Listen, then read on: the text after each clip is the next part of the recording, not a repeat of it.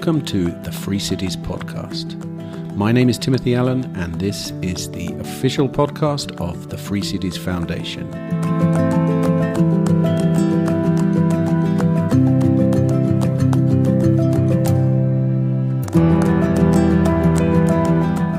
Hello, greetings, and welcome to the Free Cities podcast. You're listening to episode number 19, and it's also my final interview from Prague. But no need to feel sad. Next week, the Warsaw series begins, and you're not going to want to miss any of those. Last week, I was lucky enough to be in Poland attending the Weekend Kapitalizmu conference alongside the Bitcoin Film Festival, and I managed to find the time as well to sit down with 12 fascinating individuals who were all very happy to share their stories with me. Anyway, back to today, and I'm talking with a gentleman by the name of Martin Leskovjan. Martin is a member of the subversive Czech art collective Ztohoven, and he's also the co-founder of Paralelni Polis, which is one of the collective's better-known projects, as you will discover shortly. This is a conversation about art and the power to influence. Ztohoven are a band of merry pranksters with a desire to provoke emotion and open minds, and I talk with Martin about many of their projects and whether or not it is actually possible to create parallel social structures that can liberate people. Martin's definitely a fascinating and inspiring individual for me. One of the many good people I had the pleasure and privilege to meet in Prague for this series, and I sincerely hope you enjoyed all the discussions I had as much as I did. Don't forget that tickets for Liberty in Our Lifetime this October are now on sale at libertyiноurlifetime.org, and in the meantime, just sit back, relax, and enjoy my conversation with Martin Leskovjan.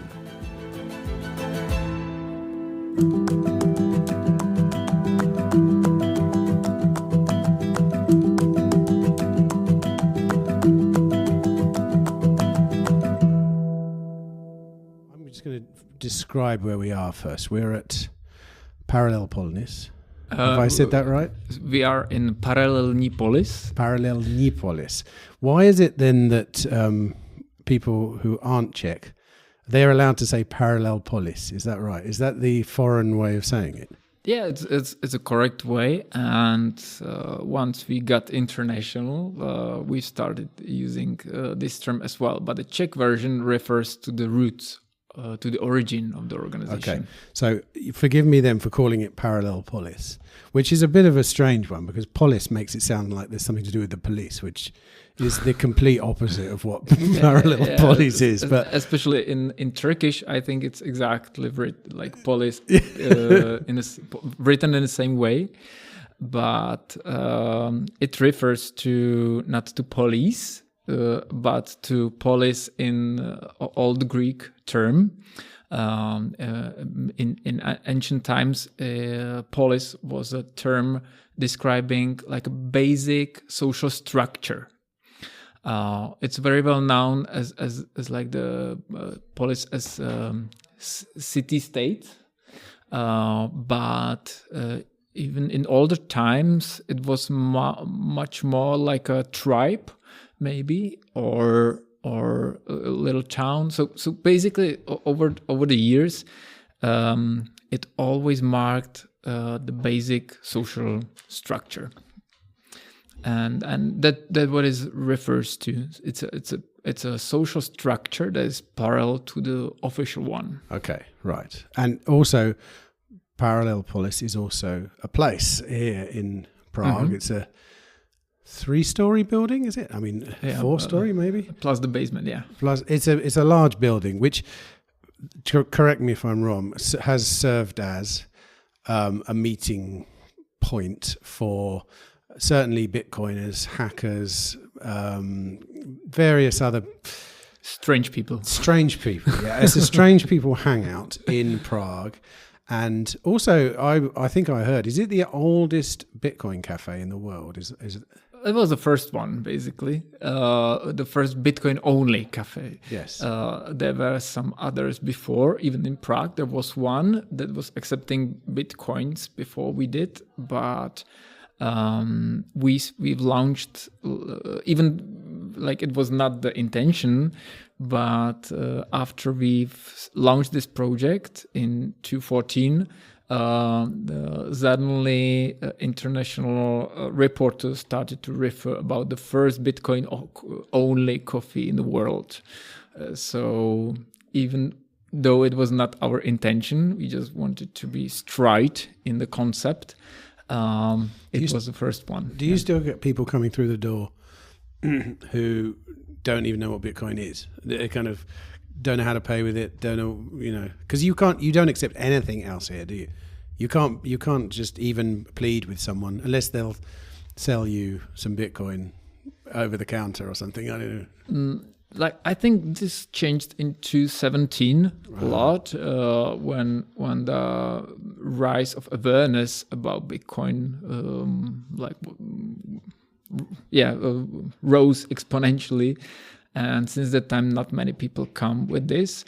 This was also a breaking point for the concept itself, because until 2017, we were keen to be more inclusive, I would say. We wanted to spread the word and spread awareness and make everyone to create a wallet and gain the first experience. Not only knowledge, but also experience. It was also always very important for us. And in 2017, it changed because suddenly much more people who were just willing to gain the recipe for getting quickly wealthy yes. were coming, more and more of these people, and it started to be annoying to the original, I would say, inhibitors of this place. And organically they've started to organize a club that was membership based, and every newcomer had to be approved by at least 2 members of the club. And at this point, I think Paralelni Polis, at least the core community, I would say, started to be more exclusive. Okay, might be worth mentioning for those of you listening. It sounds like you're gonna hear a tube train go past relatively regularly. That's all. We are in the heart of Prague. So. That's all part of the ambience, just to let you know. So I've got a couple of questions. What's the reason for starting a place like this? You're one of the founders of Paralelni Polis, right? So what was the reasoning behind it in the beginning? Maybe the reasoning might seem funny from today's point of view, but you have to respect that we have to turn back to 2014 when we've co-founded it. And it was times when our art collective, which is behind the whole project, it's called Ztohoven. The 2 of Slovak hackers joined the group in 2012. And we started to be amazed by the whole, quote, hackers culture. And we were attending events of Progress Bar, which was a hackerspace in Bratislava. And for us, it was a very inspiring place where multiple really strange people gathered, and in the same time they were very open-minded. They were willing to share their quite unique knowledge. They were experimenting with different things, and for us as art collective, it was super inspirational.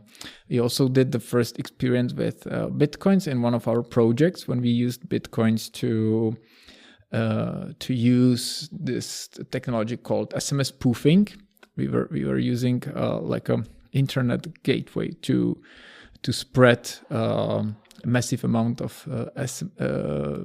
SMS, like spoofed SMS messages across the parliament. So if you are interested, you can Google moral reform Ztohoven. It was our project at this time.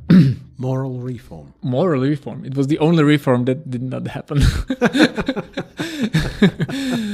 since the World War Revolution here. So it was like an absurd theater play that really happened on the parliament field during a hearing of MP that was accused and later jailed for corruption. But it's another story. But what is interesting and important is that it was our first real world experience with the cryptocurrencies, and we wanted to explore it more. And we wanted to have a place like the guys in Bratislava, the Progress Bar here in Prague.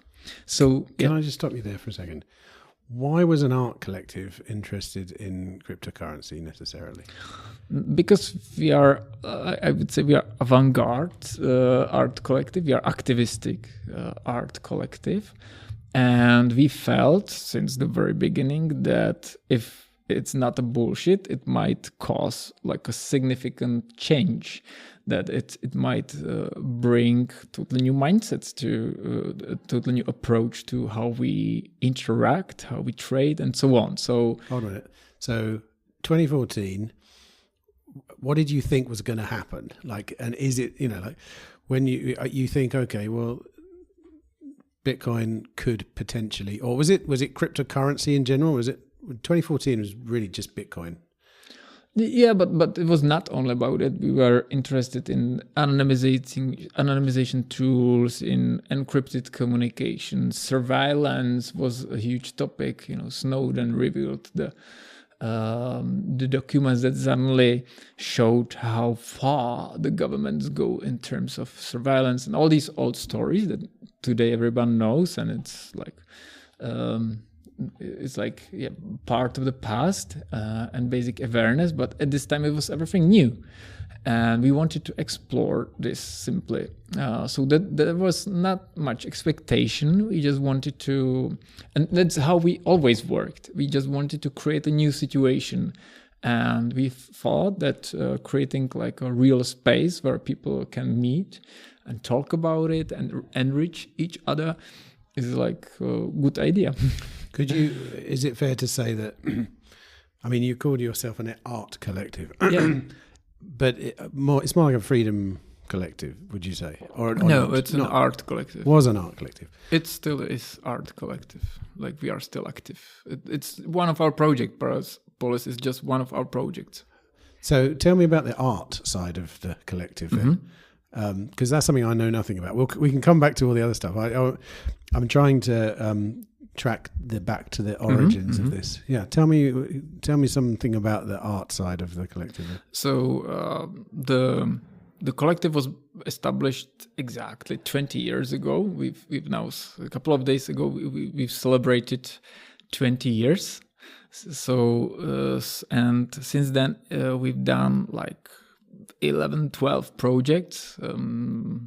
It's like in some cases it's hard to tell if it's one or two projects, but let's say this number. Paralelni Polis is one of them, and we work in public space, and we touch. I use works of Michael Kimmelman, who is a commenter in New York Times, who wrote an article about us some time ago, and he said that we open global topics and we talk about them with local language.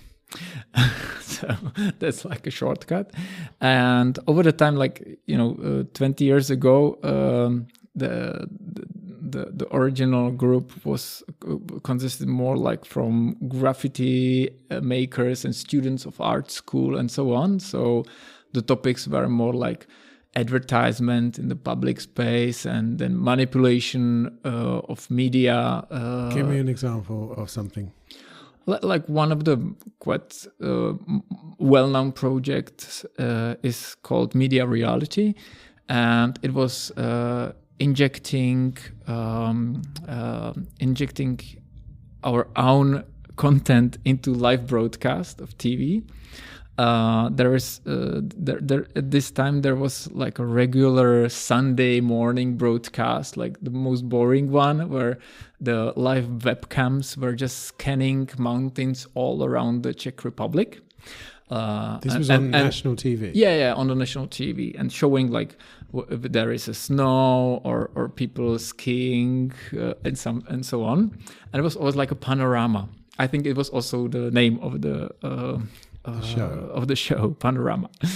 And we've injected there, suddenly there was a atomic bomb explosion inside this. Wait a minute, so, and that went out on live, so if you would tune, this isn't in something you did as an art project that you showed. You actually hacked into the webcams. Yeah, you can see the video, and it really happened, and the collective was sued for it. And so on. How many people saw it? I mean, was it in the news the next day? I mean, it was also in the New York Times. So, right, at the time. Yeah. It just shows how much. Well, I don't read the New York Times. It was quite well known. Wow. But it's 2007, so it's 2007. It's already quite a long time ago. And how did it go down in here at the time? How did it? How was it received by the average person? Did they find it funny? Like all of our projects are usually quite controversial. So on one hand, we've won a National Gallery Art Prize, and on the other hand, there were raids to the police made raids in 5 a.m. in the morning into the homes of the members, and there was a criminal court around it, and so on. So I think it illustrates well. You call it divisive. That's a divisive art. Which art of should provoke, I presume you believe that. So yeah, like one of our credos is like conflict is always wanted, and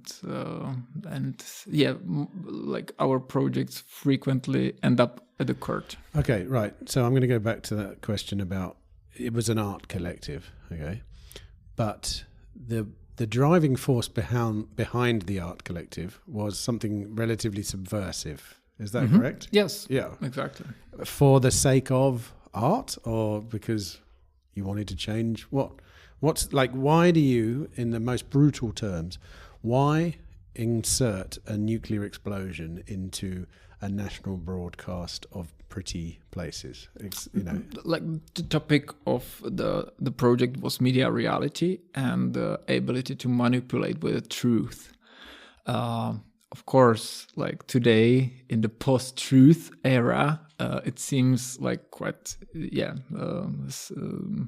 obvious, but at this time, it was even before social networks in today's term were distributed and so on. So the TV was still like the major source of truth. So that's why at this time, like TV was the topic, and yeah. Have you noticed that about a lot of your art, that you precede the mainstream?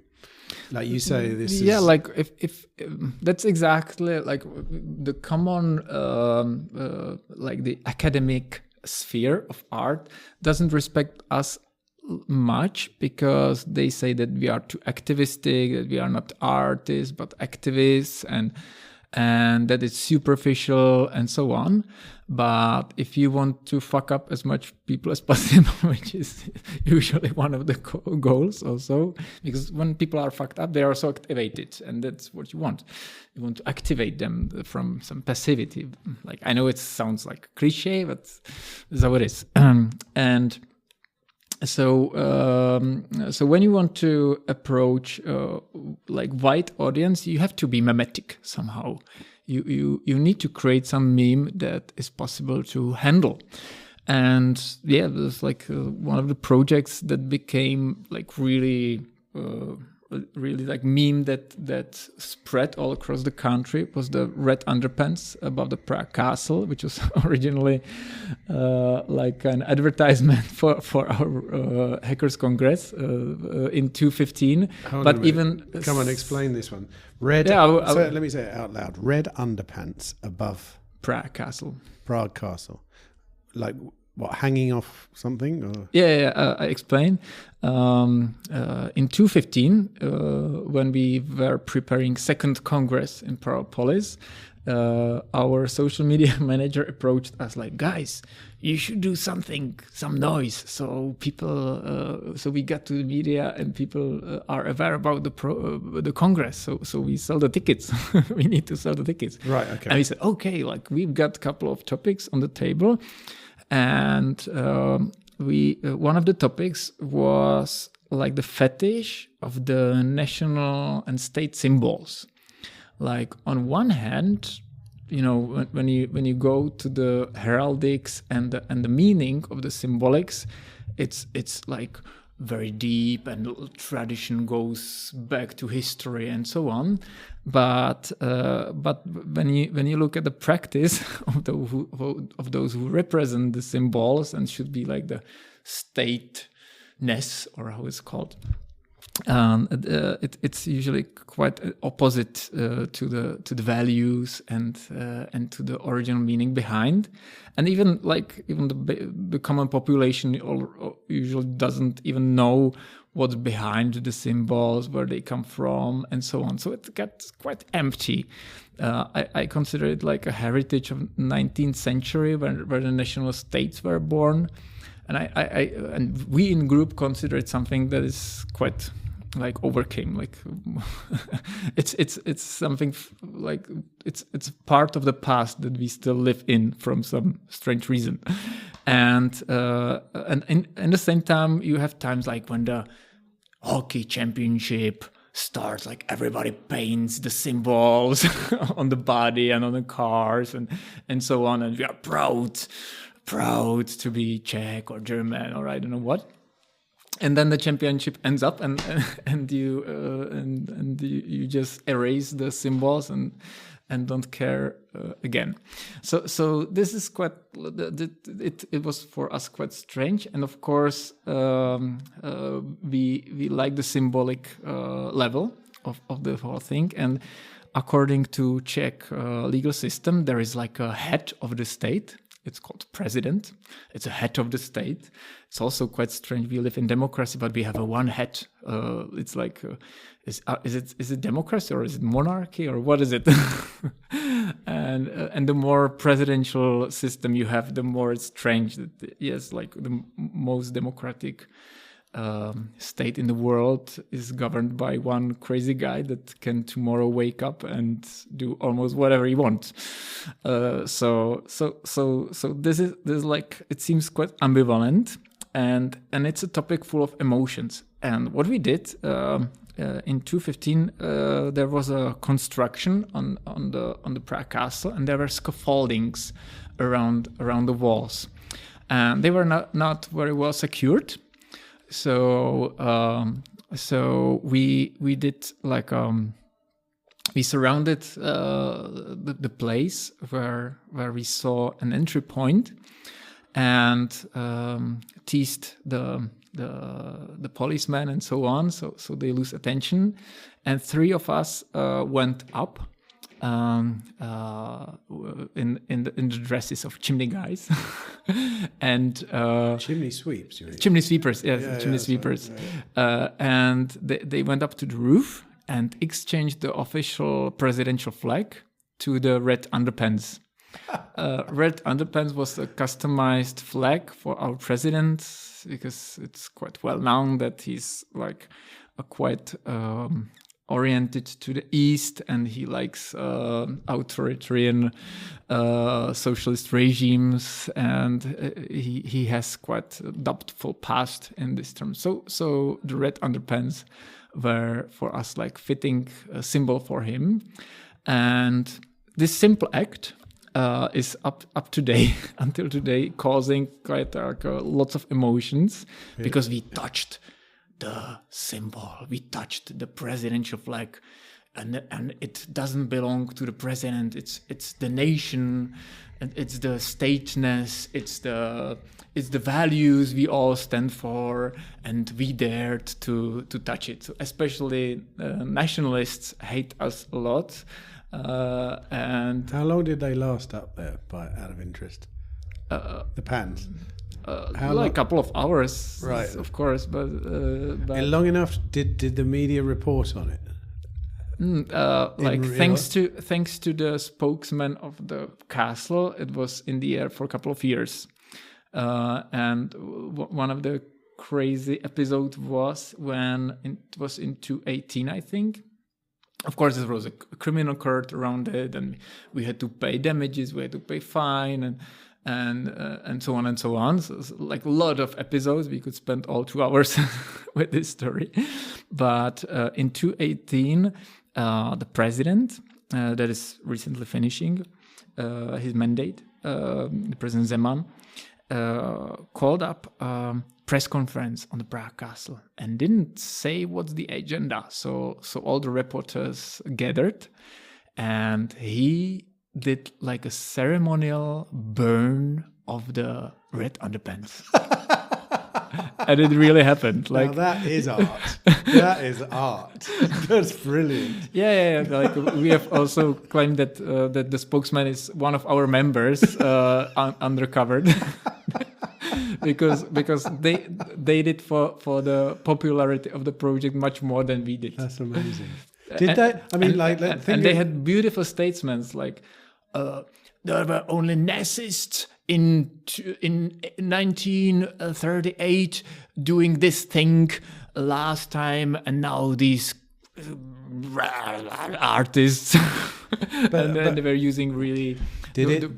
The worst Did it not occur to them that what they were doing? I mean, I didn't see it, but it sounds incredibly funny to me. But did that not cross anyone's mind in the government that might come across as quite funny, burning some red underpants? Yeah, I think nobody couldn't believe their eyes.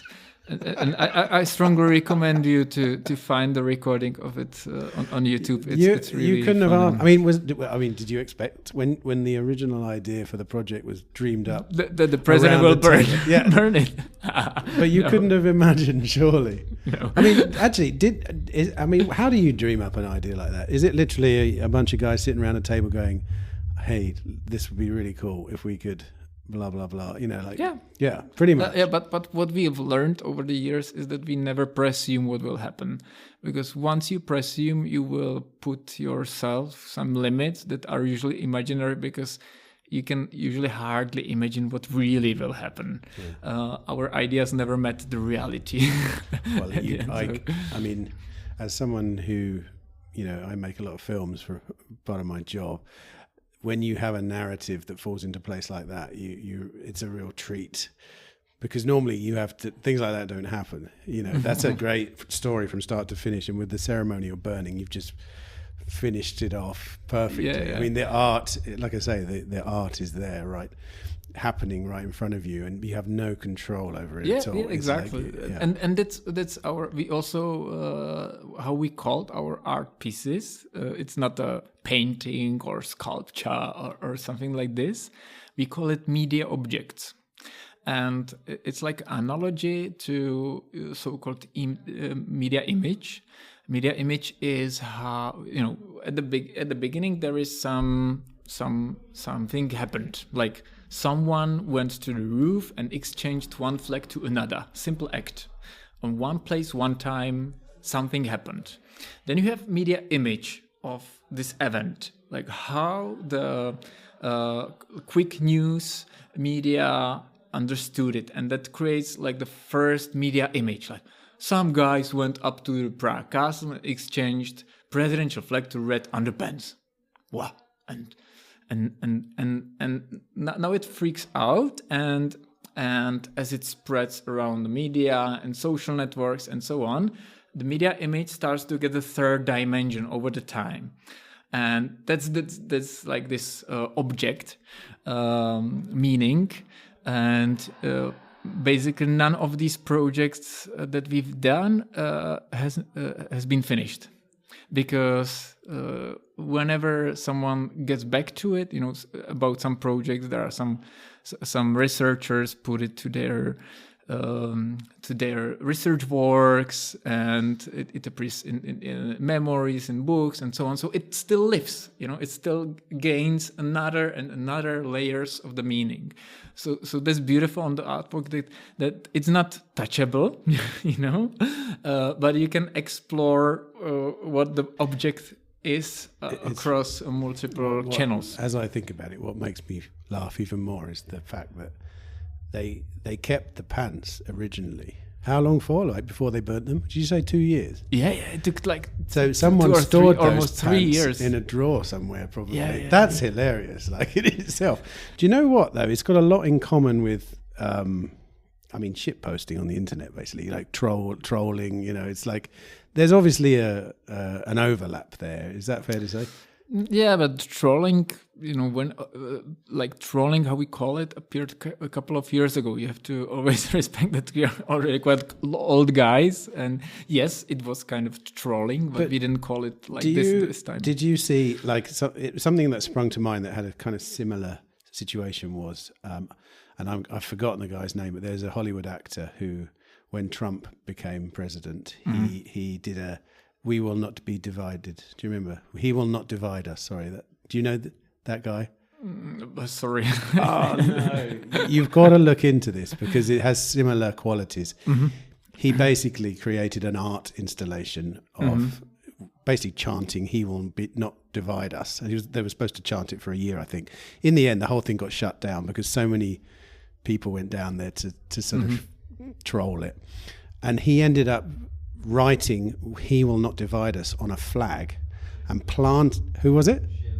Shia LaBeouf, that's it.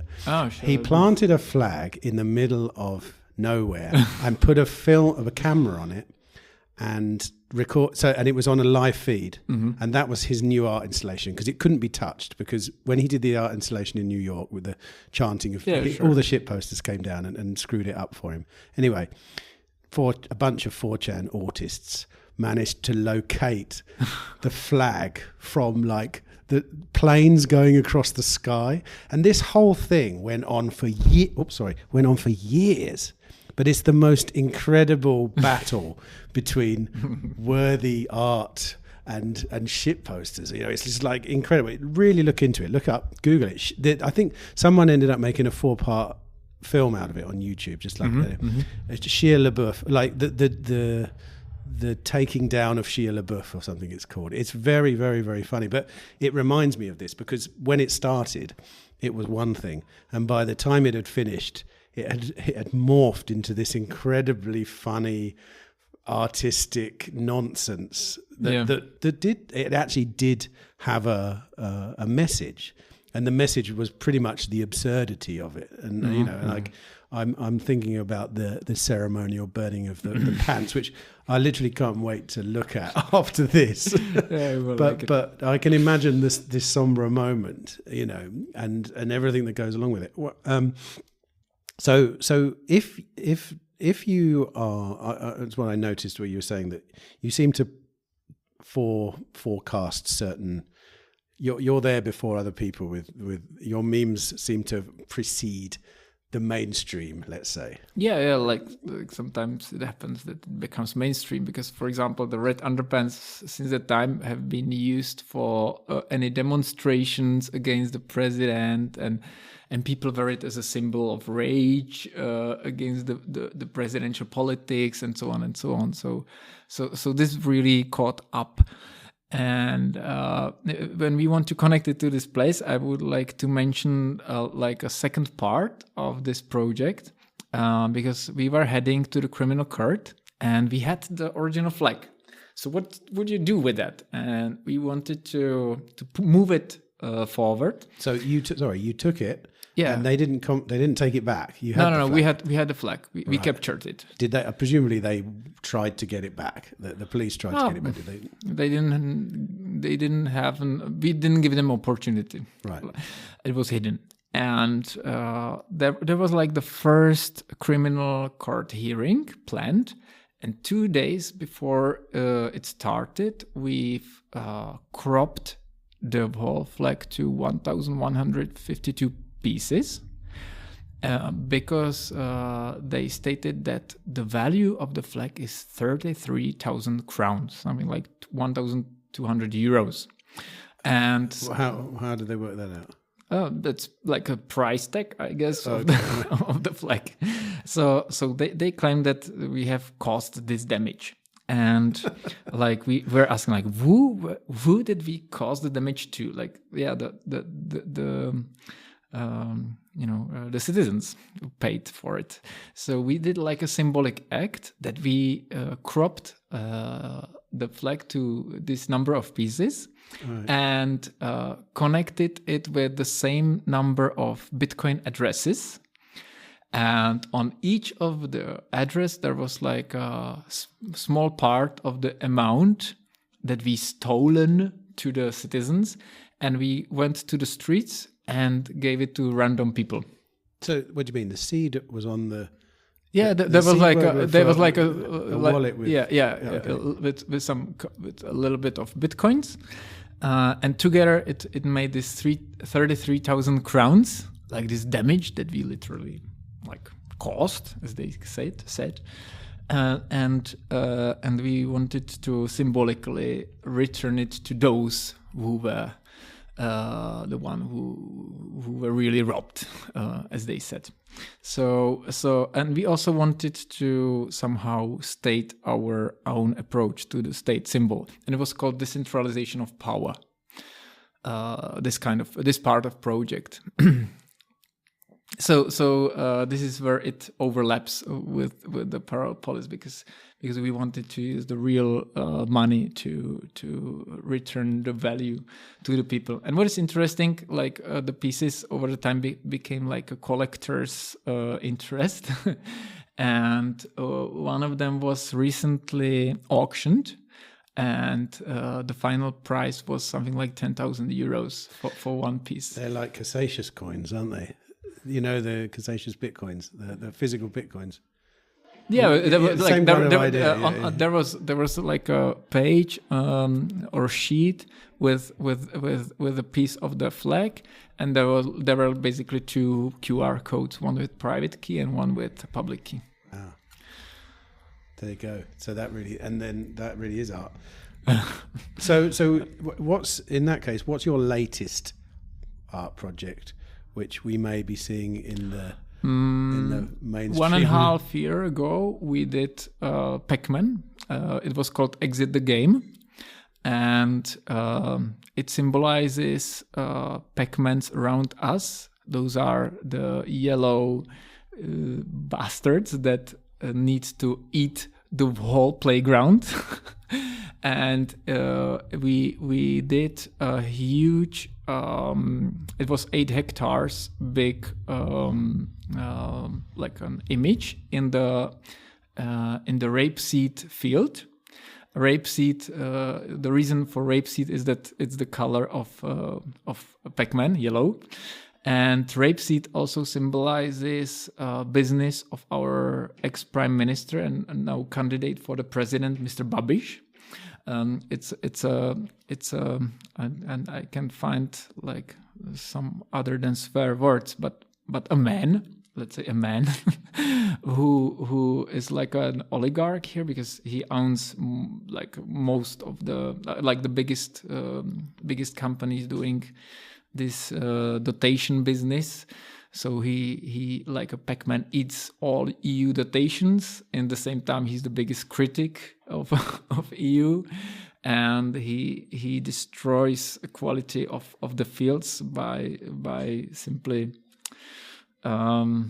harvesting. And I think that's why we chose this symbol of Pac-Man, because those are these people represented by politicians, oligarchs, dotation consumers and so on, who just eat on behalf of others, for the sake of others. And he's one of the biggest Pac-Mans. Babiš is one of the biggest Pac-Mans, so that's why we chose his field, or field where company of his holding is operating. So you pressed down you made the shape of a Pac-Man in a field. Yeah. And presumably then had a drone to take a photo of it. From the airplane. Even drones don't get that high, because it was really 8 hectares. It was. Wow. We don't have a proof, but we think that it's the biggest image in the field that was ever created. Like a crop circle. Crop circle. It was. Crop circle. They never got to the bottom of crop circles, did they? Yeah. So presumably you've been criminally. We've caused quite significant damage, and we were looking forward for the criminal court, that it could be quite nice show. But the police, from quite unbelievable reasons, stopped the investigation, stating that they are not able to identify those who made it. But even though we've went to TV and so on, we claimed we did it, like Ztohoven Art Collective is behind. They investigated only members that were members 10 years ago, like people that had already for many years nothing in common with the group. But they didn't approach us, even though we are even by the commercial register, because our association is incorporated.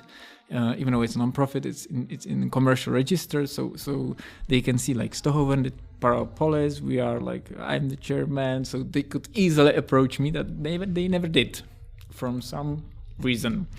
So of course, if we wanted to be conspirative, we would say it probably did not match the communication strategy of Mr. Babiš. So, but I don't have a proof for it, so I won't go to this. But at least it's quite strange that even though it was quite easy to identify us, they did not, and they closed the case.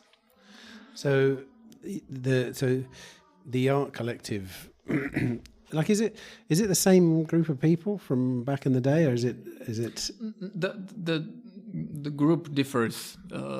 Each project, it changes a little bit. There is a core of the group, but even me, I've joined the group in 2011. I'm not there since the very beginning.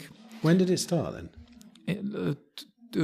2003 was the first project. Right. Was the first project. And so prior to 2003, cryptography wasn't a huge part of it. That was something that just became interesting later on. Of course. Yeah. It was exactly 2011 when we met. What was the first thing that they did back in 2003 then? It was, to give me an idea of what... It's quite funny, because it was also connected to the Prague castle, and it was a year when the president Václav Havel was finishing his mandate. And, he was an embodiment of the change after communism and so on. And there was one famous Czech artist who created a huge neon heart above the Prague castle. It was above the roof, a huge neon heart. And the members at this time simply climbed up to the heart and covered part of it and made a question mark of it. So from a heart, it was a question mark. Yeah. As in, they covered up enough of it, so that it looked like a question mark. That's cool. Yeah. So that was the first project.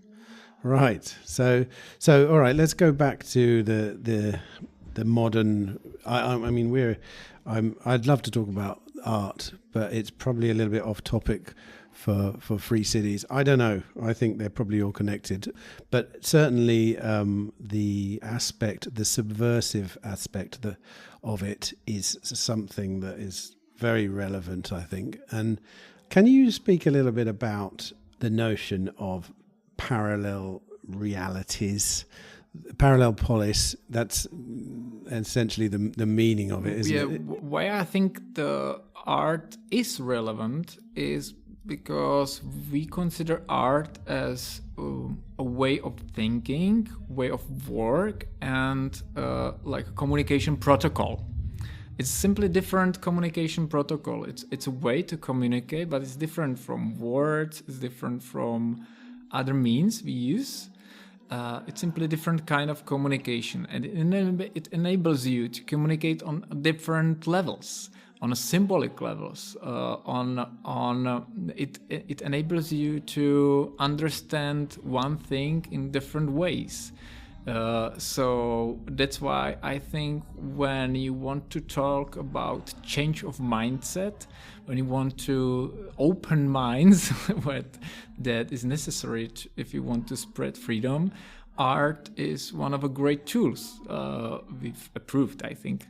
And that's why also the triangle of Parallel Polis symbolizes the three areas areas or disciplines, and we try to move at the intersections of them, and that's art, technology, and science. And where these three approaches meet, there something interesting comes up. So the interdisciplinarity and ability to look at results of work of these three fields from the other points of view, like understand scientific inventions or whatever comes from science from a technological and artistic point of view, it always makes you to open the eyes and think a little bit out of the box, I guess. And that's what we need when we want to make people think and understand the value of freedom. When their mind is only closed in the box, then it's hard to achieve something. So by using this language, then this meme language of art, your primary objective is what? Just to rattle people and to sort of shake them around, or do you have an actual, I would like this to transpire from this art, etc.? I think the reaction to our projects, to the situations we create, always reveals something new about the society we live in. It tells story about the environment you live in. That's I think the main, because you can also understand that we somehow ask questions with the situations, and the response is the answer. And it helps you to better orient. And that's exactly like Parallel Polis, of course, is a little bit exceptional because it's organization, it's ongoing, it's lasting for 8 years. It's a non-profit, formally established, and so on and so on. So it has many attributes very different from other projects we did. But that's also creates a different value, and that's also why it's very rich source of knowledge. Even our interview now is part of the story, of course. And it helps us, but I hope the listeners as well to understand better what's behind what we want to say with this, and so on. So the media object is a little bit bigger again. So let's talk about Parallel Polis then as well. I mean, you can speak to it as a piece of art then. Or media object. A media object. But also real object. Right, yeah, okay. So describe then the intention behind the creation of the media object of Parallel Polis. Do you want to be honest? Go on then, yeah, go on. So, as I said, we saw how guys in Bratislava have their hackerspace called Progress Bar, and we were jealous. We just wanted to have something like this in Prague as well. Pure art. So we were jealous. But that was not the point when we thought that it could be like a next project. But we were searching for similar space like they had, like something in a center, some bigger flat, like 100, 120 square meters, some people where we can have comfortable sofas and have dialogues, and sometimes some small lecture for 50 people and so on, like they did.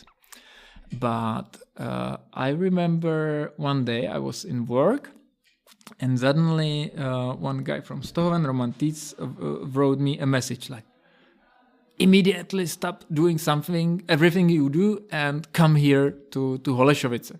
Which is where we are now. And I was like, why? What's up? And he sent me a picture of this house because of this. And I was like, you're like, you got freaked, or like, what's up? Like, it's a huge building. We are searching for a flat. He said, no, you have to come. You have to see it.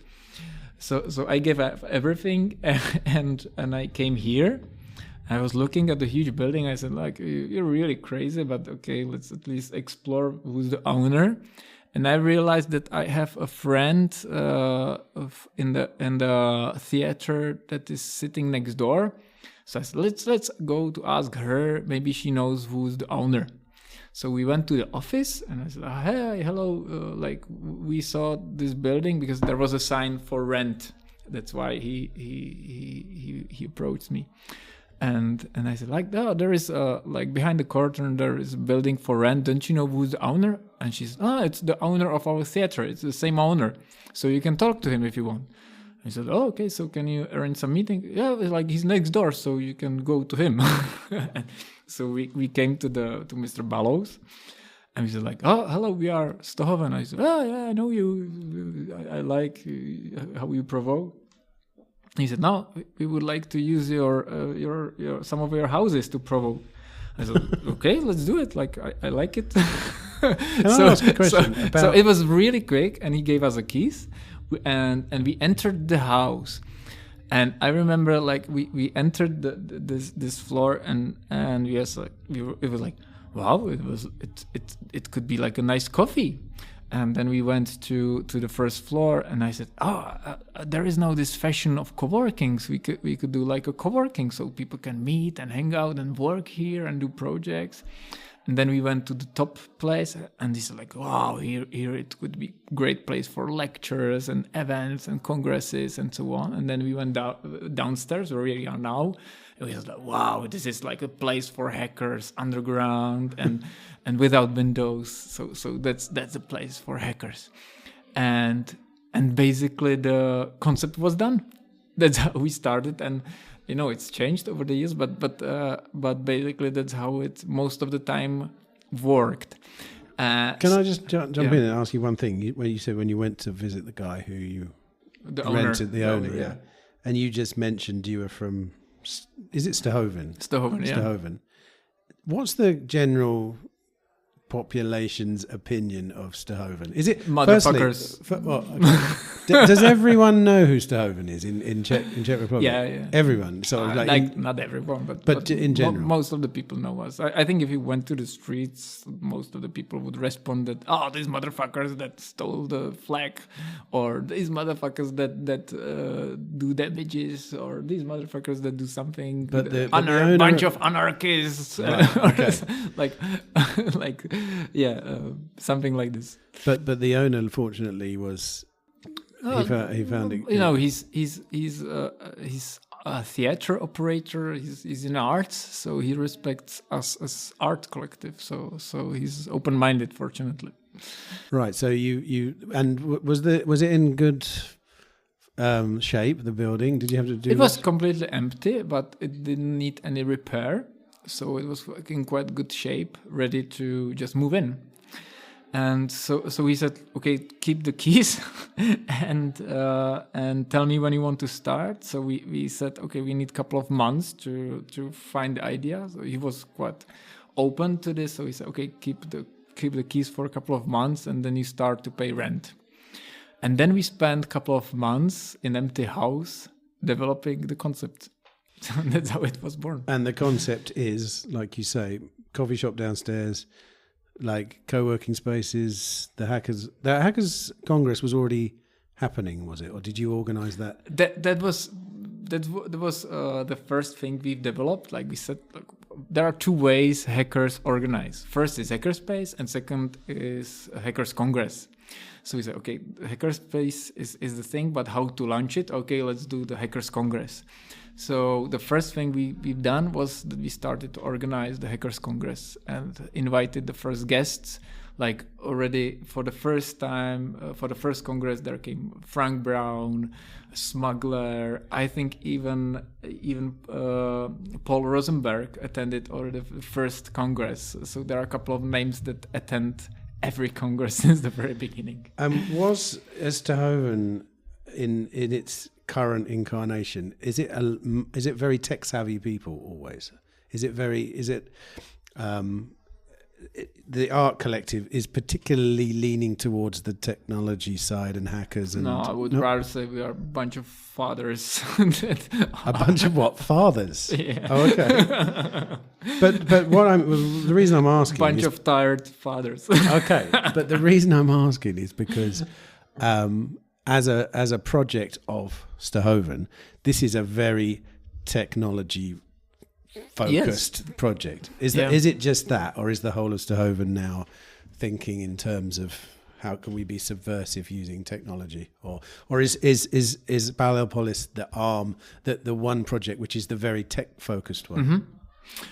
I think for us it was also, like, selfishly, it was a way how to educate ourselves. We were lazy to ask someone else to educate us, so we created educational center, and we've created space where you can do your own experience. So that's the answer, I think. For that's how where we gained the knowledge and experience just by doing it. Okay, and the main educational push of this place is what is it? The good point was that already Juraj Bednar and Paolo Lupták, like well-known names, were part of the group, so they were networked. They knew a lot of interesting people who could we invite and so on. And they had some reputation on the scene, so this helped us a lot to withdraw attention and to connect to the communities around not only Czech Republic but also internationally. Do you get visits from the police because you're Ztohoven and things like that? I mean, it's a bit obvious that this is a kind of physical pain point of Ztohoven. Is that how it works here, or did they leave you alone now? No, I think they are a little bit afraid of us because, of course, there were some visits, but it usually end up quite funny or strange. I can say a couple of stories. Like one day there came like a drunk lawyer inside. A drunk lawyer? Yeah, a drunk lawyer. Okay. And he wanted a wine, so he got a wine, and then he said, "I have a right to pay with the Czech crowns, so I will pay with the Czech crowns."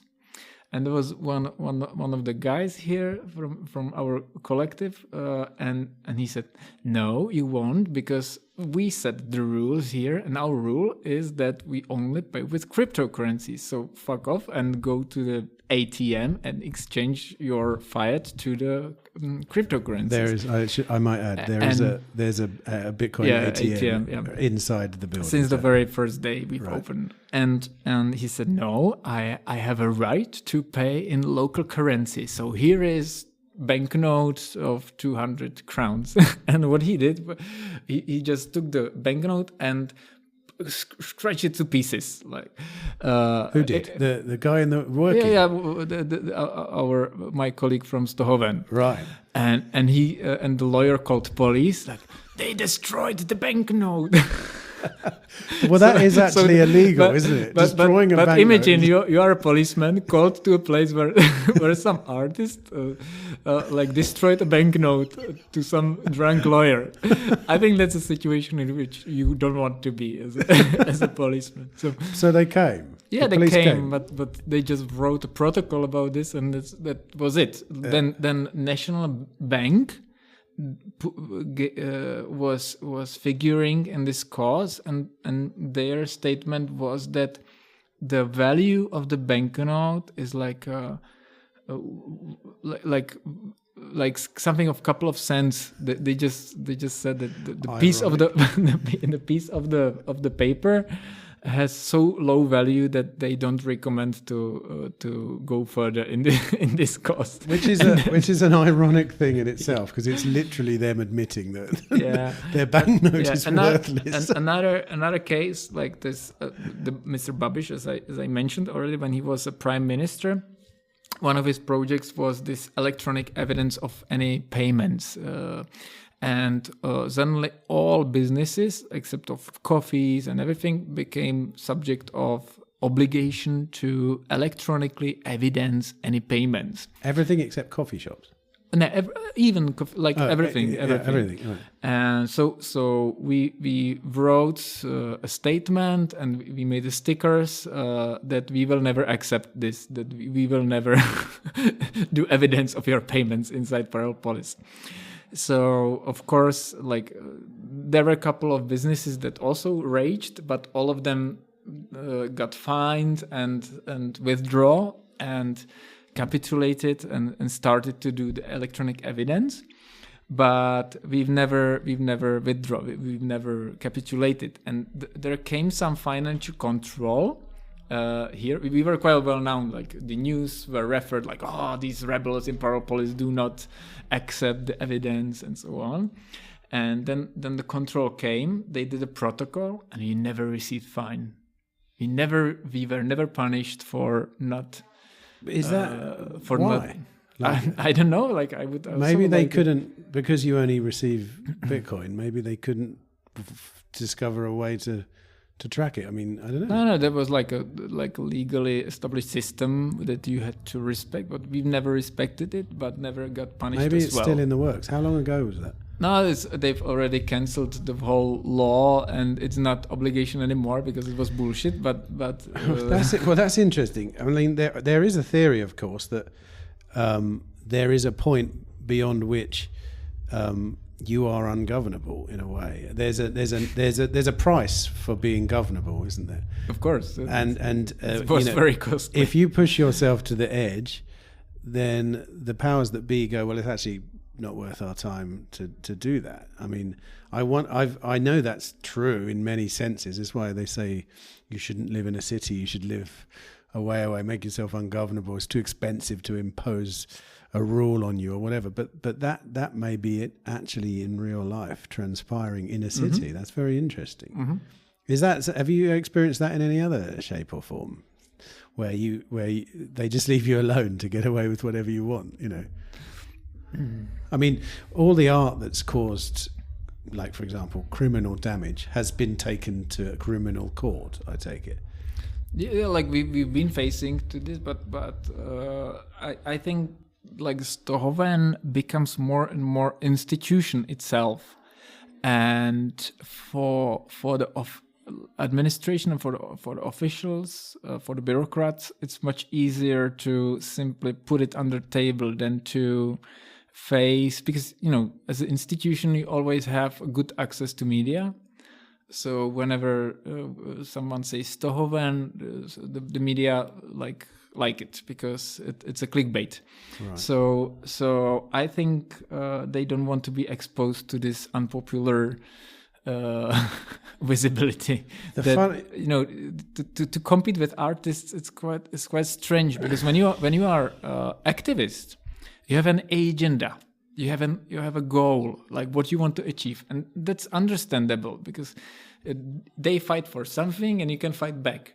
But to fight with artists that only make fun or critic or work on symbolic level, it's much tougher because you always you always come up as the bad guy.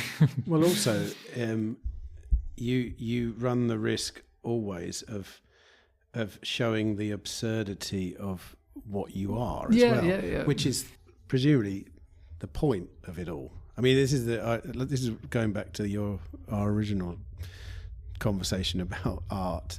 The the art is what happens after the initial action.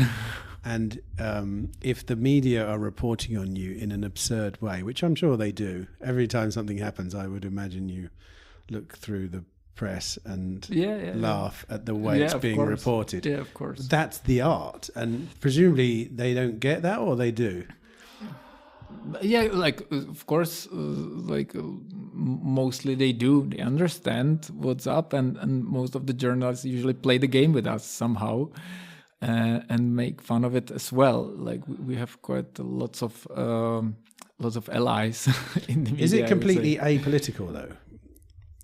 There's no political edge, or is there? It's a bullshit. Like, you cannot be apolitical. Well, then what I mean is you don't have a political alignment.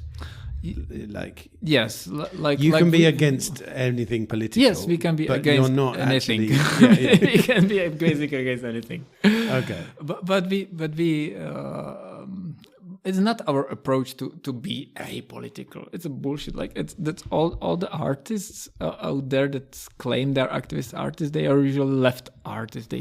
They fight against, I don't know, inequality, against capitalism, against climate change. I don't know, but they're readable. That they are leftist, and that's also why we are hardly acceptable for the academic sphere, because usually artists are like left oriented. But we are definitely not. We are like making fun of socialism, and we are quite anti, I would say, socialism. So they understand us as those like who married with the capitalists, because one of our principles is that we don't accept any public money, any public fundings. Of course, like, we would shit to our mouth. So we had always this like membership-based funding. And some of our members are or always have been successful businessmen, and the academic and art sphere sees it as engagement with the evil capitalists. You know, like those who exhaust the people and mine them, these evil capitalists, and they support these Ztohoven. So when you say Ztohoven is funded by members, is Ztohoven not Ztohoven, Paralelni Polis. Oh, Paralelni Polis. Right. Ztohoven is just people. We've always funded our projects from our pockets. Okay. When we had to pay the damages, like by the decision of the court, in one case we used the money that we received from the National Gallery as the art prize. so we used the money to cover. What was that for, by the way? What was the prize for? It was the atomic bomb in the TV. Oh. So we received like a prize money, and we used it to cover the costs and the fines. Does the art world the traditional like award giving art world, do they still like you now? No, but there was it was time when in the head of the National Gallery was one guy artist who is also hardly acceptable by the rest of the scene. so that's another quite complicated story. But yes, it was never recognized. We are hardly recognized as artists by most of the scene. They say like, oh, they are like a bunch of capitalists, libertarians, motherfuckers who just engage with the capitalists and do activist think, superficial art activist think, and just ride on the media attention waves. I would say that's the image we have. There must be some aspect of the art world that does acknowledge you. Like, I think abroad we are more acknowledged than locally. Like, we were, for example, invited even to Tate Modern in London when there was a panel about or conference about political art. So we were there presenting our work, And it was time when we developed this term media object, because we don't have any theoretician who would, in Czech Republic, or at that time we didn't have any theoretician that would write about us, about what we do. So we had to become our own theoreticians. Are there any other media objects apart from Paralelni Polis? Yeah, as I said, we did like 11, 12 projects. Oh yeah, you call them. Sorry, I thought that was just. So even the pants, that was a media object. Of course, yeah, that's generally a term how we mark our artwork. Right. So not art then, or yes art. Like, would you?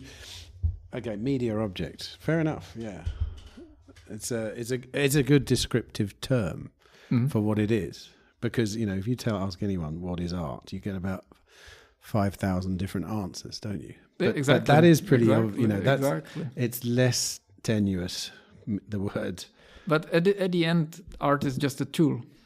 It's just a way to communicate. It's a tool.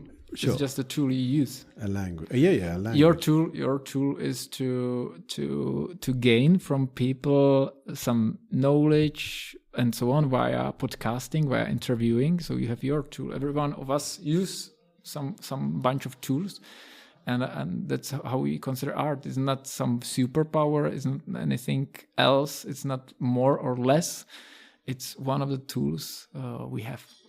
What do you think about meme culture then? Because that's a relatively new language. It's a fascinating language, especially me. I come from a visual background, photography, and so I'm a fay with visual languages. But what's your take on meme culture? Because it's very mainstream now. It's a real. Your average, most people on their phone will easily communicate with a meme. Like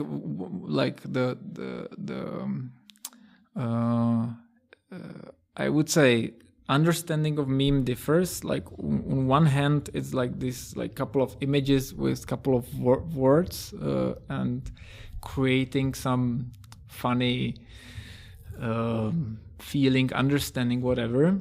But the wider understanding of meme is something that is easy to repeat, and it also have some symbolic meaning. And I think we work in this wider sense a lot. Exactly, the red underpants is very easy to understand, very easy to repeat, very easy to remember symbol that can spread quickly. And for example, the Pac-Man for us was also like we were developing the meme for a long time. Like we were, looking back, it seems like obvious, like what else symbol you would use. But when you have these motherfuckers that only mine from, sorry that I use this swear word, but I really hate the principle that there are some people or companies or organizations that have the access to the source of money that was involuntarily gained from crowdsourced involuntarily from the citizens without their will, and they have access to gain the money and use them for their own business, for their own how they want. And this is like when we talk about the public funding and so on, but in wider sense is the whole state system is like one big Pac-Man, like the Leviathan that only grows and grows and eats and more and more. And so we were developing this meme for a long time, like what kind of symbol could that be? Like something very simple, very easy to repeat. And when we figure out that the Pac-Man is like, it suddenly is like, wow, that's finally this. Like the red underpants also had like thousands of, or at least hundreds of variants. We were thinking like, what you can hang on the Prague castle instead of the official flag. There were also I remember like I was super enthusiastic about one crazy idea, but I think we would be already dead if we hanged it there. I can disclose it just for fun. One of the variants, one of the meme we wanted to do was, in 2015 there was this Islamic State wars, and all around the world, like the Islamic State was great meme. They were perfect in memes because they were spreading fear all around the globe. Bunch of terrorists in the middle of the desert, but they were able to spread fear globally. Interesting. And we were thinking that it could be quite funny to hang there this black flag with the Arabic words saying this, because there is like this symbolic sentence in the presidential flag that truth always prevails, or truth always wins. And we wanted to hang there like this Islamic State like looking flag, saying this in the Arabic, but I think we would be already dead if we did it. Let's talk about that, because that's interesting, because I like pushing the boundaries, I like that, like I don't think there should be, for example, there's nothing you can't joke about. Obviously there are things that people don't want to joke about, but me personally, if I was on my own, I think there's nothing I shouldn't joke about. There's nothing you shouldn't do. There's nothing offensive that you shouldn't be able to do, etc., etc. So why stop yourselves doing that? I mean, that is basically something telling because you your it was art too negative. I think what I think, when you are lone creator, and that's big difference between artist and art collective, because creating art is essentially individual work, and doing art in a group is like raping each other. It's very hard because artists are strong personalities, and they always know the best way. And suddenly you have on one place a couple of people that know the best. Each of them knows the best how it should come up. So it's very tough, and we usually strongly argue. Sometimes we fight even, and so on. It's like really tough. But we are used to this kind of work. Conflict is our way. we create, and but what rises from the group work is that the others regulate crazy ideas or destructive ideas or negative ideas. And I think that thanks to the collective artwork, we were always able to develop something that is behind the edge, criticizing and so on. But in the same way, you can perceive it somehow positively. It always is possible to see it in that it can bring you also some hope that there is someone who dares to cross the borders and to criticize, and that is not that hard to do. So you don't need any cosmic science technology to do this thing. You could say though that like many opinions is diluting the essence of a great piece of art, and you've kind of proven it there in a way. The most cutting, the most untouchable, the thing you should never do would be to put an ISIS flag up with all that. But it got stopped by the collective who decided. Yeah, because we considered like great. It could really fuck up everyone, which is always nice to make angry everyone, because it brings emotions to the table and it accelerates things moving on. But it was too negative for us. It was the connotations at this time were it was too thin and red line. These, like today, it would be already like, it's past, like Islamic State is behind us. But at this time, when they were executing people every day, and all the brutal evil around this, it created connotations that we finally decided we want to go that dark, I would say. No, I understand what you're saying. I just know that inside me, if there's a part of me saying, "Oh, you shouldn't do that," I'm almost compelled to want to do that. Because I know something's trying to stop me doing something, and it's part of my makeup as a human being. I don't know why it's there, but it definitely is there, and it is like I know what you're saying. It's not the effect that you may have with that piece of art may not be as important or as. But it's always in place. Like you always have to realize that you always have to fight this. I shouldn't do it. It's always there, and it's your biggest enemy. This I shouldn't do it, because it breaks you from doing. Things that are it did break this thing. No, that's exactly the equilibration, like the find the right point, and that's much easier to achieve when you have another people around you than when you are alone. Tell me this then: when you were deciding on the Pac-Man meme, did anyone point out that Pac-Man's quite a positive image as well in the game? Pac-Man's the protagonist. He's the good guy, and the ghosts are actually the bad guys. Yeah. We turned it vice versa. Right. But then the title of the project was "Exit the Game." That you can share the playground with the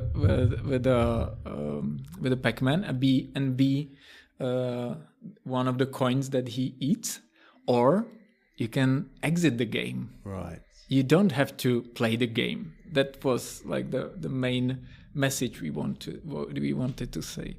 Like, you don't have to play the game. Okay. We how are you doing for time? We've been almost an hour and a half. Have you got something to do?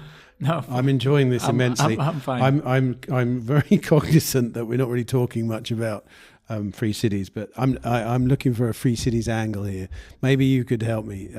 Like from you know the ideas behind our movement, and they're obviously aligned. I know that because they share a similar desire for freeing people, individuals. Have you got any particular interest in free cities or the notion of opting into systems, parallel systems? Obviously, anything you can say to that? Like we are exploring the ways. We've been exploring the ways for 8 years with this project, and one observation I would like to share is that a couple of years ago we were really excited from a number of projects that was arising around us. There was like this BitNation, for example, like cloud platform for Cloud Nation. There are these like open bazaars and particles and many projects that promised like this will be the decentralized way where we all move from the traditional platforms one day and we will use cryptocurrencies and liberate. And the thing is not happening. Like all of these projects that seemed to be totally logic, that they will prevail one day, that they will become the Google for freedom, I would say. But platforms, not physical places. Platforms, but that's like when the upper floor is called Institute of Crypto-Anarchy. So we were always exploring the tools of crypto-anarchy, which means the tools that enable you to anonymously exchange values or information, or that's basically what you need. So we were very excited about all of these projects. Most of them were present somehow on our congresses and so on. And we were just waiting when it comes, when they gain a network effect and they will grow enough. So even my grandmother will start to use it because it will be worth to use it. But give me an idea of one of those things. I'm not sure I know what you're talking about. Are you talking about like operating systems, new forms of the internet. Yeah, like the things I mentioned. For example, BitNation was a project that planned to create IDs, that planned to create insurance system. So simply do like an alternative to the state centralized services that we are used to gain from or get from states. Were they anonymous IDs, as in? They were. It was crypto-anarchic project. And they really worked on it for many years. They had big communities and so on. So it seemed unstoppable. But at some time, suddenly, it like disappeared, like torn apart. And it happened to many projects. Like Open Bazaar was meant to be like a decentralized Amazon or eBay, decentralized marketplace. It also seemed to be very promising, technologically perfect. Everything like seemed like, yes, these guys are rolling and they will prevail. But same. And there are many examples that all these promising tools that we believed will spread did not. And for me, it's interesting to search for the reasons. Like, why? Was it too early? Or, but I don't... Well, look at the two you talked about, Open Bazaar. Possibly the reason Open Bazaar didn't evolve was because not enough people are au fait with using cryptocurrency, for example. Other words, network effect. Yeah, exactly. But that's something we all know. I mean, if underlying Open Bazaar is the Bitcoin network, right? Yeah. So if the Bitcoin network isn't evolving, crypto payments, then nor is that. And there's no doubt we're early on that. That's obvious. Once you've used Bitcoin and you realize how easy it is and you realize how powerful it is, you don't stop using Bitcoin. And there's still not that many people using it. I understand. But what I wanted to say with this was that we were much more optimistic about how quickly it will spread. And this appears to be that people, and that's like the basic knowledge that people don't want to be free. No, like most of the people somehow simply don't want to be free because it's more comfortable. I'm surprised you haven't worked that one out from the art collective. I mean, it's a bit obvious, isn't it, that most people are really just like convenience. They'll use cryptographic technology if it's convenient for them. Mm-hmm. And people are like, I like, for example, my family, and we use Wire, to talk, but only because someone said, "Oh, you should use Wire."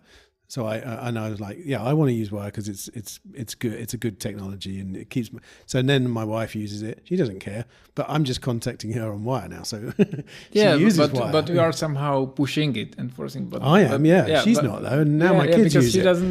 She doesn't care, and right, that's exactly what happens to the majority. They just use what is most convenient and what others use. Yeah. So that's why, from some unknown reason, everybody uses WhatsApp, and just not many people use Signal, even though it's the same. Yeah. The Signal that is just backdoored, or not backdoored, but Facebook took Signal and added analytics, and that's what's WhatsApp. So there is no logic reason why to use WhatsApp when you have Signal, but everybody uses WhatsApp. So people really don't care about the privacy, unfortunately, and we were not able to find a way how to communicate or persuade the people that it really matters. Well, yeah, but what about? Here's my theory, because it's. Number one, I'm not surprised at what you're saying at all. Of course. I mean, like, for example, have the same thing happened with Bitcoin adoption in El Salvador. They announced Bitcoin adoption and everyone was like, oh my God, this is incredible. Everyone went there. I've been a few times now. And then a lot of people started saying, well, hell, I went to this shop and I tried to pay for something in Bitcoin and the guy said he didn't accept Bitcoin. And it's like, yeah, cool. But like, what did you expect? That overnight everyone was going to start using Bitcoin? Of course they're not. This has always been a long-term play. And I think probably as well, it's advisable that this thing doesn't happen too fast. I think it's advisable that there's a bit of a transition, because we're coming from a very entrenched, centralized network, aren't we? There's no question about that. I wouldn't say we're at peak centralization, but as far as the spectrum goes, we're at a pretty centralized sort of like end of the scale. And you would argue that you want it to sort of like kind of like swing back slowly to the decentralized side, which seems to be happening. There seems to be like things seem to be emerging. Like now, the fact that they're even up there discussing the Open Bazaar and trying to make it and trying to do it is proof that someone somewhere has gone, Amazon's good, but actually it's not good because of these reasons. We need a decentralized one. So I agree that when you look at the history, we were always moving at the scale, like from more centralized or totally centralized systems to more decentralized systems.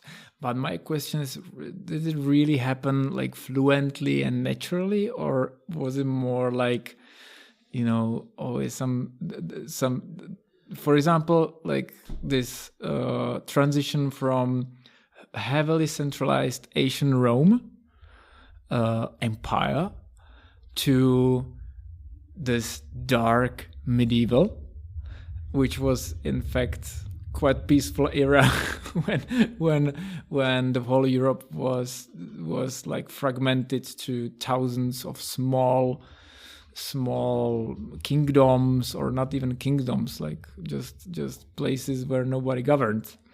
And it was quite a peaceful time, but it didn't happen naturally. Like didn't the Roman Empire overstretch itself? The empire imploded somehow. It got to brutal crisis.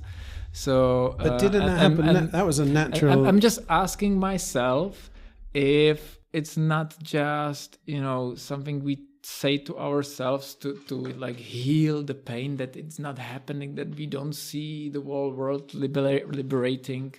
Isn't we that we need more time, it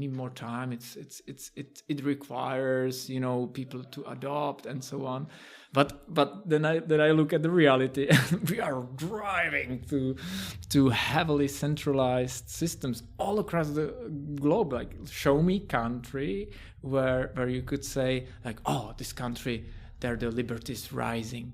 It doesn't happen anywhere in the world. Well, I agreed. Arguably, it is happening in El Salvador, funnily enough, in a strange way. No, but I mean, if you're talking about a short 5-year period, it is. Quite, I know, but it's quite, I agree with you there.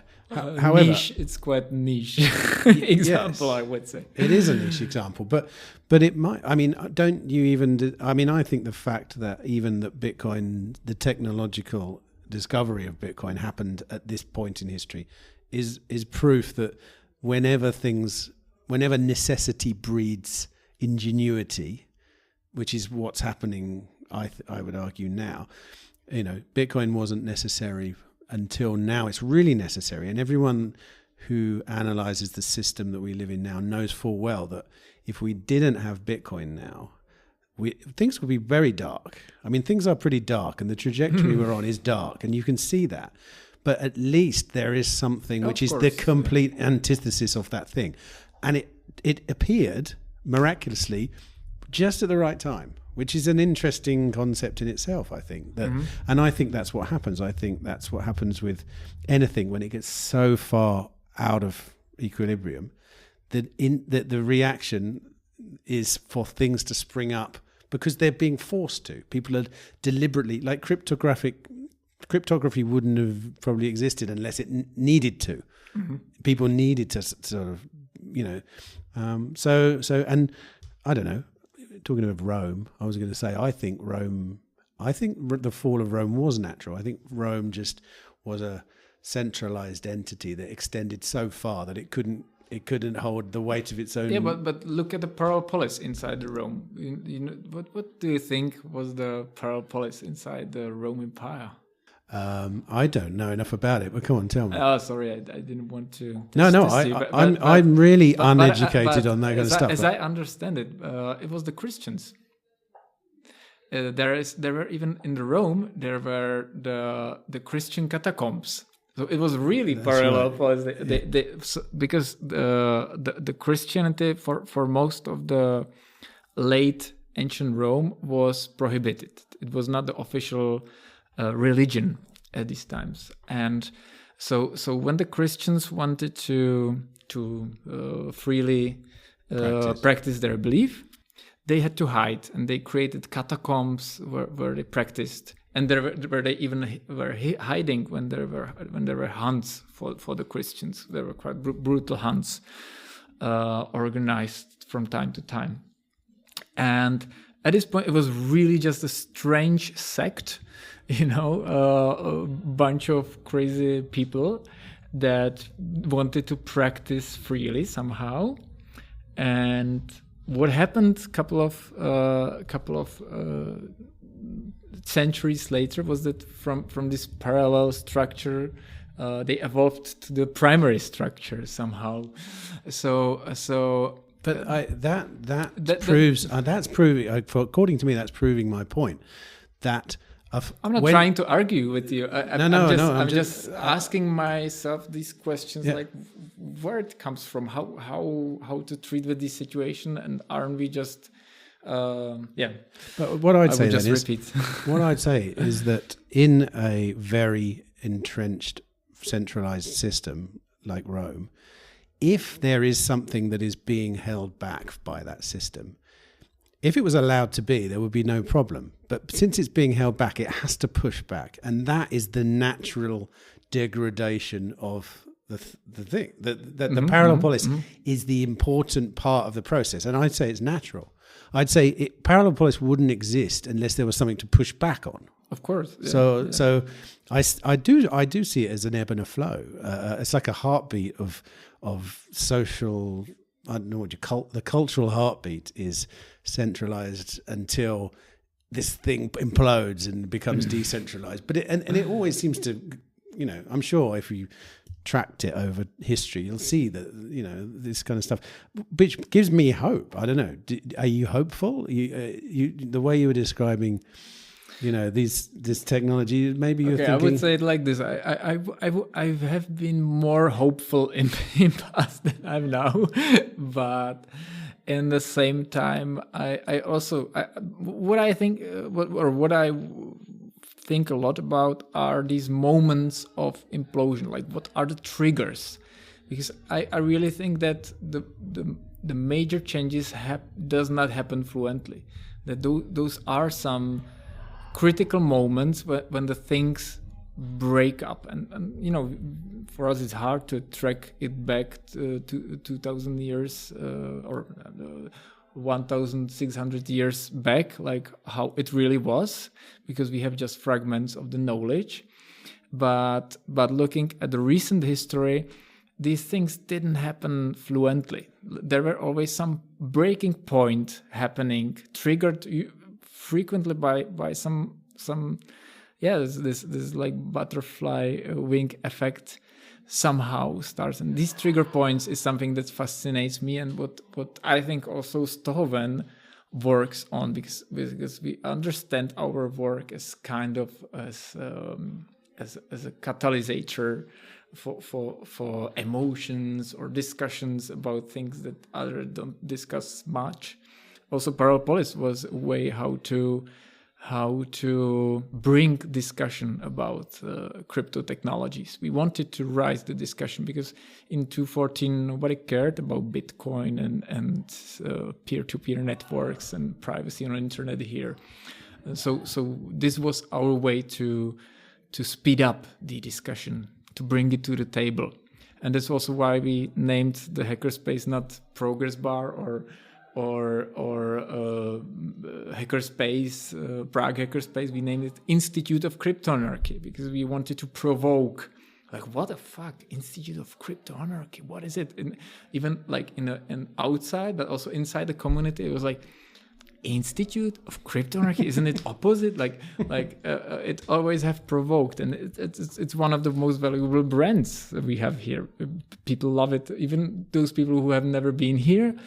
from the crypto community, they want to have the Institute of Crypto-Anarchy T-shirt because I was just looking at it myself. Because they just like the brand. It is. And I know lots of stories from the 8 years when people met, I don't know, in Japan. Oh, you have Institute of Crypto-Anarchy T-shirt, me too, and they started to chat just because of they shared this meme. It's also kind of a meme, that this brand. So yeah. I mean, okay. It's I think probably we're on 1 hour. I'm supposed to only do an hour, but we're at 1:41. I was thinking of something else to say then. That was wait a minute. Let me look at my notes here. I was thinking about your remit from Ztohoven, which was to provoke change. Is that fair to say? I'm kind of summing it up. Change is, I think, provoke. Well, you did mention it in those terms. I think it was just now. You sort of, you want to provoke to action. I would say to think, to talk, that's right. to action. We were talking about. So that's why it is activist art. It's a discipline, official, like generally recognized, and I think it's activist art because the approach is to activate people, to activate, for example, sense of freedom, or to activate, like, I'm not alone in this feeling that some Pac-Man eats my ass, or something like this. So. Going back to whether you're positive or not, and you're saying, well, things aren't happening as fast as I thought, and inflection points, and if your role is to activate people, presumably you see a relatively long-term prospect of activation here. So I don't think you were giving me the impression you're not that because I think we failed somehow. If our role is, as I said, is to activate people, we somehow failed. And I try to. Isn't it a work in progress, though? I mean, how long do you decide how long this work in progress is? I mean, take the pants, for example. Initially, you probably thought this was a 1 or 2 day thing, that's and correct. then 3 years later, it's still happening. And in fact, it didn't even crescendo until literally 3 years later. I mean, the main piece of beauty, the rose flowers 3 years later. You're just sitting on this thing, and saying, "Come on, do something." And then, but you couldn't have known that. Who's to say that this isn't a 200-year process? Which I would imagine it probably is. Like I say, having initially, I spent a fair bit of time in El Salvador because I'm a Bitcoiner. And that has taught me a lot about the process of Bitcoinization. And before El Salvador, I thought it would be possibly 10 years. After El Salvador, I don't even care now. I just think it's a process. But it's a much longer timeline than I ever suspected. But it doesn't matter beyond that point. I think, and you've got to think that the world is... It's a pretty dark place in many places when you look at the state of freedom throughout the world. But history has taught us that this ebb and flow always does happen. And I know it's easy to say, well, this time's going to be different because the technology is scaling this whole disaster very well, and the authoritarianisms are empowered, and authorities are empowered massively and stuff. But I still go with the trend from the past, which is, ebb and flow. The more this thing happens, the more it's likely the pushback happens. The more the Paralelni Polis exists. I get your point. Maybe I'm too impatient because I'm the kid of internet. I'm 36 years old, and most of my life I lived with internet. So maybe I got used to quick evolvement and quick changes too much. But I hope, and I guess that the younger generations than I am, and lots of them, I'm 36 years old, so I'm not that young anymore. But I think the younger generations expect even more rapid change. And we see it like the climate activism is spreading very quickly, and the young generations, they take it really seriously. Like, we can laugh to them, we can say they are naive and so on, but they expect that we will start doing something with it now. Yeah. And I think we should take it seriously. Like, we shouldn't only make fun of it. Like, they are the future generation that will replace us. And I think we should find ways how to lead the dialogue. And I think this expectation of the speed of change is very, very will be even more important topic. I think this will be one of the cause of the intergeneration misunderstanding. Well, in my experience, I'm 52 now, so I've watched myself change over the years. I would say it's very normal to expect things quickly when you're younger.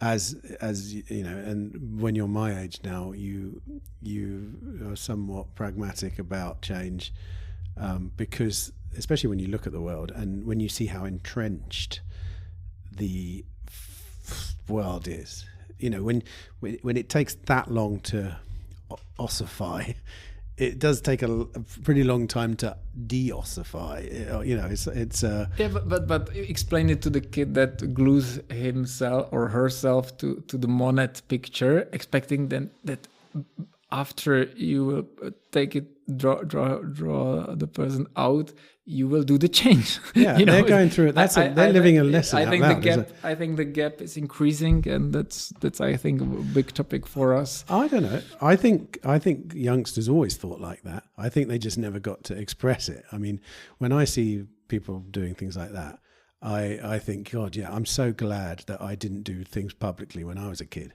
Because I'd have done something like that, and I'd be sitting here cringing now, going, "Oh my God, what an idiot!" When I, like 50 years ago or 40 years ago, when I was young, there was no way for a youngster to broadcast their ideas to millions of people, and the kind of activism in this sense wasn't really a thing.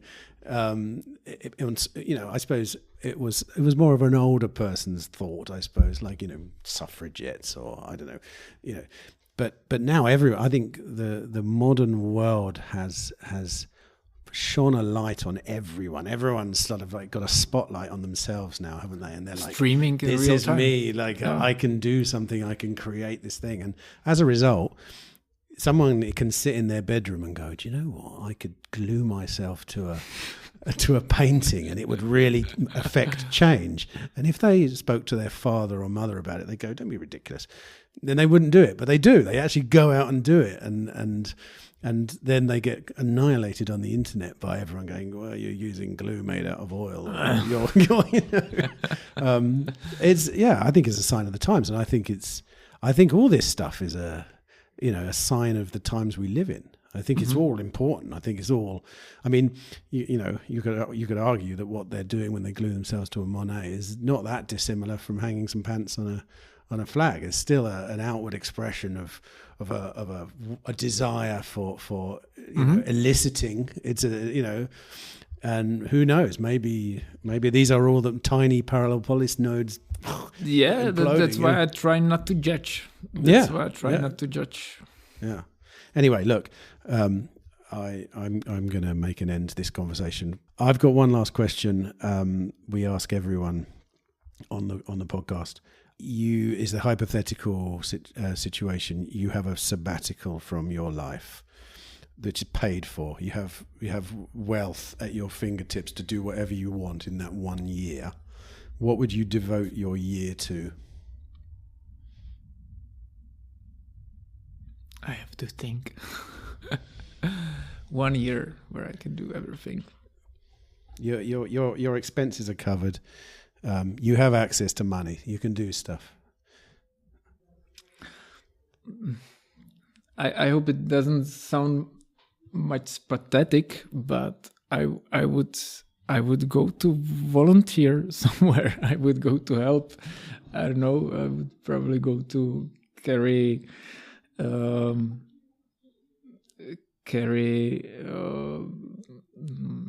I would probably go to Doctors Without Limits or Without Borders. Doctors Without Borders. And engage. I really have like my biggest. I'm impressed from what they do, and I would like to be able to do things like this, because it's strong, it's hard, but it gives you the sense of meaning. And I would probably search for a sense of meaning. Wow. I am surprised you don't have a sense of meaning in this life. I mean, I think I see a pretty meaningful life. I hate to say it. I hate to burst your bubble, but I see a very meaningful life here, and in what you're doing. And I, if you're giving me the impression that you would look for something meaningful, I could understand that Medicines Sans Frontières, for example, do actual. Yeah, they solve problems there, because you have the closed feedback loop, like the feedback loop with how many people we've how many Bitcoin wallets were created, how many people attended our events, or in my work, how many companies I secured. The feedback loop is not closed because you don't see the direct effect. True.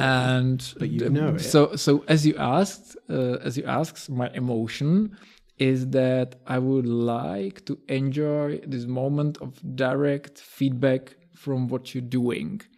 And I have enjoyed it when I was building a cottage or something, but was something that I did for myself or my family. And what I would like to be able is in the next level, I would, as you said, if I wouldn't have to care about anything else, I would search for this direct feedback when you can help others, because there I see the biggest payback. I hope all the naysayers are listening. That Ztohoven are wonderful, caring people. They're not ogres, capitalist ogres. Well, Martin, thanks. This has been a fascinating conversation. I really did start this conversation knowing very little about Paralelni Polis, other than what I've heard from everyone in Prague, which wasn't much really, and especially Ztohoven. I think this is something I'm going to go away and look deeply into, because I think it's fascinating. So thanks for coming on, and good luck with everything. Thank you.